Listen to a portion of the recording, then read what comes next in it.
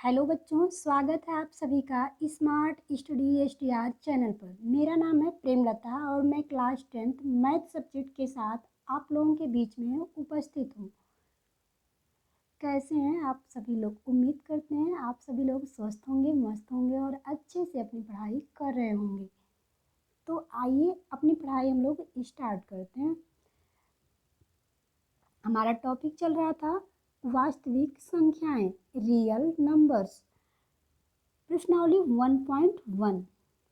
आज हम लोग सॉल्व करने वाले हैं क्वेश्चन नंबर 6 और क्वेश्चन नंबर 7।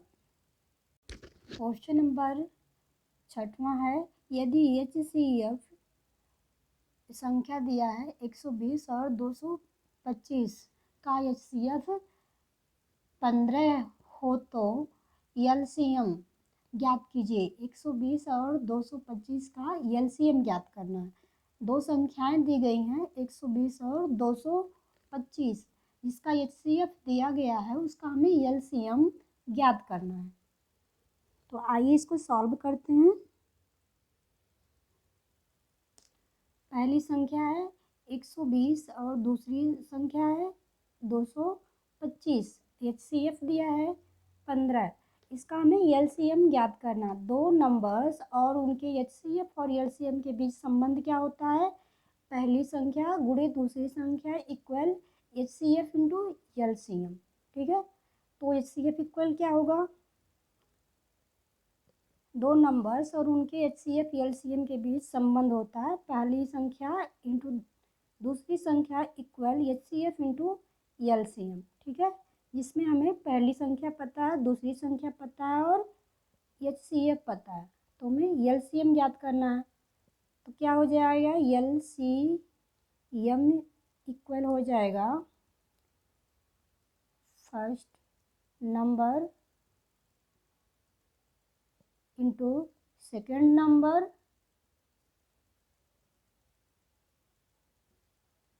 अपॉन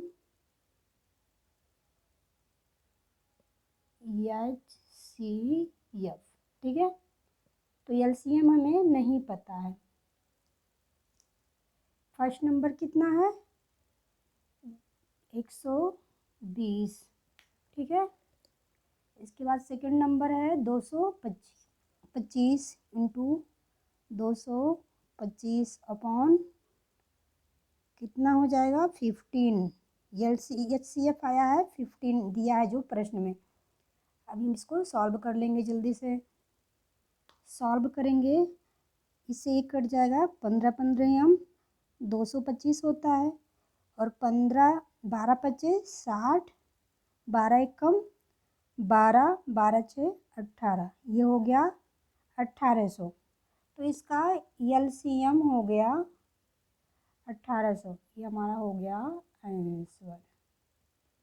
ठीक है, अभी हम लोग नेक्स्ट सॉल्व करेंगे।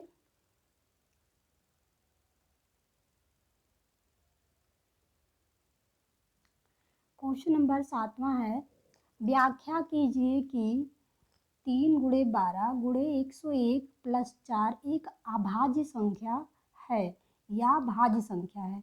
ठीक है, इसको हमें बताना है कि ये जो दिया गया है ये भाज्य है या अभाज्य नंबर। तो आइए इसको सॉल्व करते हैं। 3 गुणे 12 गुणे 101 प्लस 4, इसको सबसे पहले हम सॉल्व कर लेंगे। इसके लिए जब जो सबसे इसमें गुणा वाला है ना चिन्ह, पहले सबको आपस में मल्टीप्लाई कर लेंगे, इसके बाद ये प्लस 4 को उसमें ऐड कर लेंगे। तो गुणा कर लेते हैं जल्दी से। ये हो जाएगा, गुणा करेंगे तो 1212। इसके बाद उसमें हम 3 से गुणा करेंगे तो हो जाएगा 3636, प्लस इसमें 4 ऐड कर देंगे, कितना हो जाएगा? 6 4 10, 3 1 4 और ये हो जाएगा 36। ठीक है, अब ये जो नंबर हमको प्राप्त हुआ सॉल्व करने पर, इसका हम अभाज्य गुणनखंड करेंगे, फैक्टर कर लेंगे यहाँ पे 40 इक्वल, यहाँ पर हम इसका फैक्टर कर लेते हैं 36 40, 2 से 2 एकम 2, 8 दूनी 16, 2 दूनी 4 0, फिर 2 से 2 नवा 18, 2 एकम 2 0, ठीक है। पुनः 2 से 2 चौका 8, 2 पंचे 10, 2 पंचे 10। अब ये 5 से 5 नवा 45, 5 एकम 5, 7 से देखते हैं, 7 एकम 7, 7 त्रिक 21। अब ये 13 से 13 एकम 13, ठीक है। अब यहाँ पर इसके फैक्टर लिख देंगे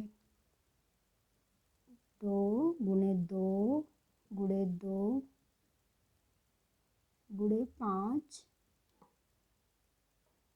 गुणे 7 और गुणे 13, ठीक है।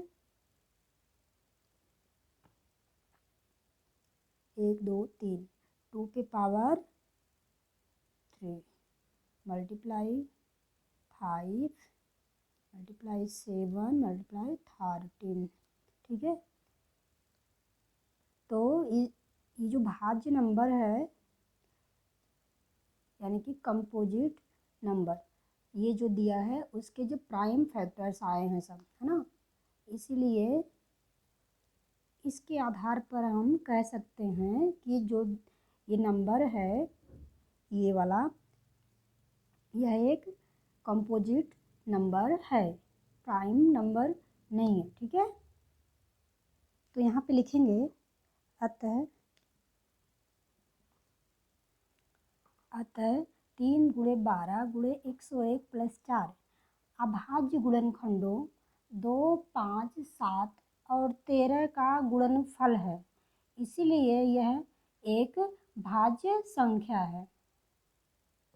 आंसर।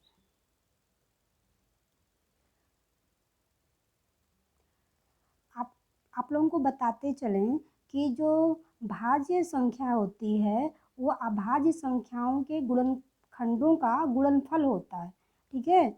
तो यह एक भाज्य संख्या है और यह इसके जो गुणनखंड हैं वो 2 2 2 2 5 7 और 13 हैं, ठीक है, जो कि एक क्या है, प्राइम नंबर्स या अभाज्य संख्या है, ठीक है। तो इस प्रकार से यह सिद्ध होता है कि जो ये संख्या है ये क्या है, एक भाज्य संख्या है, ठीक है। यहाँ हमने नोट भी लिख दिया है कि जो भाज्य संख्या होता है, जो कंपोजिट नंबर्स होते हैं, वो प्राइम नंबर्स के फैक्टर का प्रोडक्ट होता है, गुणनफल होता है, ठीक है। तो उम्मीद करते हैं आप सभी को ये क्वेश्चन समझ में आया होगा। वीडियो अच्छा लगा हो तो लाइक करिएगा, चैनल को सब्सक्राइब करिएगा और अपने दोस्तों के साथ शेयर ज़रूर करिएगा। इसी तरह से बने रहिए हमारे साथ में स्मार्ट स्टडी SDR चैनल पर। मिलते हैं नेक्स्ट वीडियो में अगले प्रश्न के साथ में। धन्यवाद, नमस्कार।